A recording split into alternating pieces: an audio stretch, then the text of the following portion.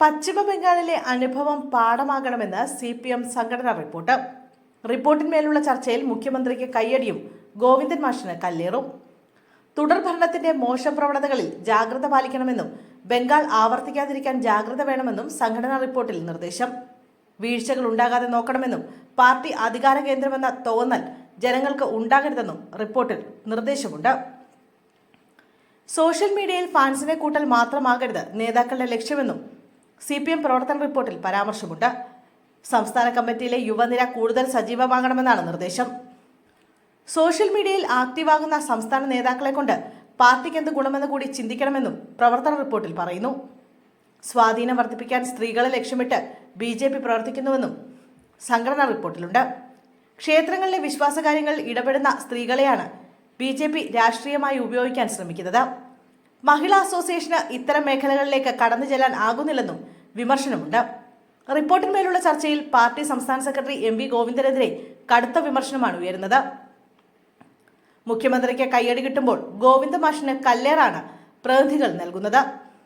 പാർട്ടിയിൽ സ്ഥാനമാനങ്ങൾ വീതം വയ്ക്കുമ്പോൾ പ്രാദേശികമായ പക്ഷപാതിത്വം കാണിക്കുന്നുവെന്നും എല്ലാ പദവികളും ഒരു ജില്ലയ്ക്ക് സംവരണമായി കൊടുക്കുന്നുവെന്നും ആരോപണമുയർന്നു. മുഖ്യമന്ത്രിയുടെ ഓഫീസ് മുതൽ പാർട്ടി സെന്റർ വരെ ഒരേ ജില്ലക്കാരാണ് ഭരിക്കുന്നത്. മെറിറ്റും കഴിവുമെല്ലാം വേണമെന്ന് പറയുന്ന പാർട്ടി സെക്രട്ടറി പക്ഷേ സ്ഥാനങ്ങൾ വീതം വയ്ക്കുന്ന ഘട്ടത്തിൽ എല്ലാം നൽകുന്നത് കണ്ണൂർക്കാർക്കാണെന്നാണ് വിമർശനം. സംഘടനാ റിപ്പോർട്ടിന്മേലുള്ള പൊതുചർച്ചയിൽ പത്തനംതിട്ട ജില്ലയിൽ നിന്നുള്ള പ്രതിനിധിയും CI2 ജില്ലാ സെക്രട്ടറിയുമായ PB ഹർഷകുമാറാണ് MV ഗോവിന്ദനെതിരെ വിമർശനം നടത്തിയത്. വിമർശനങ്ങളെ മുഖ്യമന്ത്രി ഒറ്റപ്പെടുന്നുവെന്നും വിമർശനമുയർന്നു. മന്ത്രിമാർ കൂട്ടായി പ്രതിരോധിക്കാത്തത് എതിരാളികൾക്ക് അനുകൂലമായിരുന്നുവെന്നായിരുന്നു വിമർശനം. മന്ത്രിമാർക്ക് നേരെയും പൊതുചർച്ചയ്ക്കിടെ വിമർശനങ്ങൾ ഉയർന്നിരുന്നു. മന്ത്രിമാരിൽ പലരും കഴിവിനൊത്ത് പ്രവർത്തിക്കുന്നില്ലെന്നും പ്രവർത്തനം മോശമാണെന്നും മുഖ്യമന്ത്രി ഒഴികെയുള്ള മന്ത്രിമാർ പ്രതീക്ഷയ്ക്കൊത്ത് ഉയരുന്നില്ലെന്നും ഹർഷകുമാർ വിമർശിച്ചു. മധ്യ തിരുവിതാംകൂറിൽ നിന്നുള്ള ഒരു പ്രതിനിധിയും മന്ത്രിമാരുടെ പ്രകടനത്തെ വിമർശിച്ചു. പല നേതാക്കന്മാർക്കും പാർട്ടിയിൽ വന്നതിന് ശേഷം എത്ര സമ്പത്തുണ്ടാക്കിയെന്ന് പരിശോധിക്കണമെന്നും വിമർശനത്തിൽ പറയുന്നു.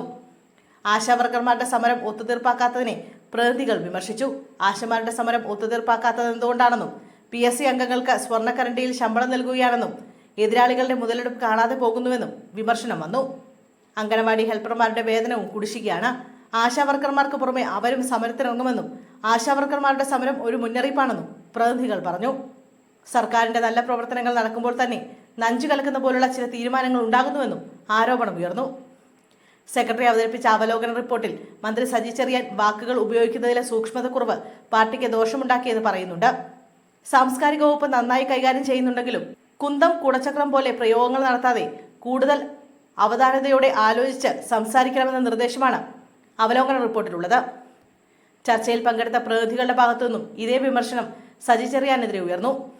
അതേസമയം മന്ത്രി മുഹമ്മദ് റിയാസ് വകുപ്പ് മികച്ച രീതിയിൽ കൈകാര്യം ചെയ്യുന്നുവെന്നാണ് പൊതുവെ ഉയർന്ന ചർച്ച.